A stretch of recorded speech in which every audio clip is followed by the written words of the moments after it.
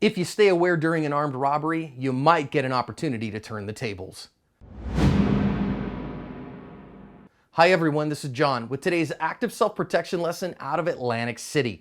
We're going to learn some important lessons from an attempted armed robbery here that include staying aware and knowing what your opportunities are and taking them when you have them and working to stop the threat and only to stop the threat. This young man is just manning the store here, and this guy walks in and he's got a gun in a plastic grocery bag. Tells the kid he's got a gun in there and announces a robbery. Tells him he wants him to put all the money in there and just says, hey man, I've got a gun in here and I want you to put all the money in here. And the young man ain't having it and grabs the bag off the counter and then grabs a gun, and now the guy pulls his mask off and is like, hey man, let's be friends or whatever. And the kid's like, no. So then the guy walks off. Go read the news story in the description. What's actually on our website, links in the description, and you'll see more. Let's go back and learn some lessons out of this one here. And the first one is that they're, robbers aren't exactly the smartest guys ever, but when the robbery gets announced, you got to decide how you're going to defend yourself.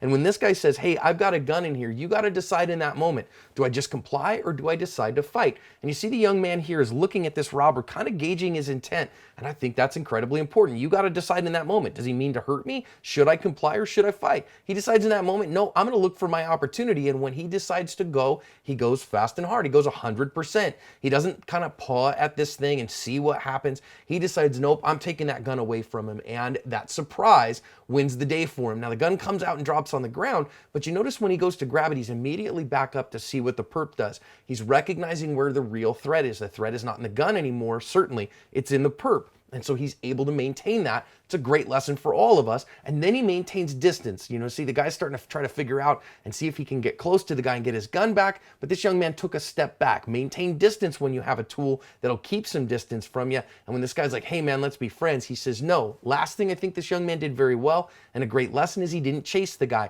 He didn't run after him. He didn't try to pistol whip him or make him pay or anything. He just let the guy go because the threat was over and then called the cops. Incredibly important for all of us not to chase armed robbers, not to chase deadly threats. Let the cops find him later. All in all, I think this young man did a fantastic job. He covered his asp.